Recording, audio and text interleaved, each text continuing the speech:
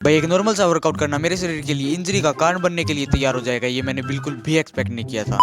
तो अगर तुमने मेरा ये वाला मिनी व्लॉग देखा होगा तो तुम्हें पता होगा कि मैंने उस मिनी व्लॉग में एक लाइन बोली थी कि मैं बीमार हो रखा था और उसी टाइम पीरियड में मैंने मेरी लेग्स को ओवर ट्रेन कर लिया। उसका रीजन अब बताता हूँ कि आखिरकार ओवर ट्रेन करने का सौदा आखिरकार है क्या। तो उस टाइम पर मेरे साथ हुआ कुछ ऐसा था कि मैं बहुत ही दिनों से बीमार चल रहा था, यानी कि फीवर हो रखा था, और उन्हीं में से एक दिन मैंने कर लिया वर्कआउट यानी अपर बॉडी को ट्रेन। और ये वर्कआउट करने के बाद मेरे शरीर में और मेरी हालत में बहुत ही ज्यादा इंप्रूवमेंट देखने को मिली। और बस अगले दिन था मेरा लेग डे, तो जल्दी से आ जाता हूँ सीधा छत पे, और छत पे आने के बाद मैं कर लेता हूँ अपनी लेग्स को ओवर ट्रेन, क्योंकि लास्ट टाइम मुझे लाइट वर्कआउट करने से ही मुझे बहुत ही ज्यादा आराम देखने को मिला था।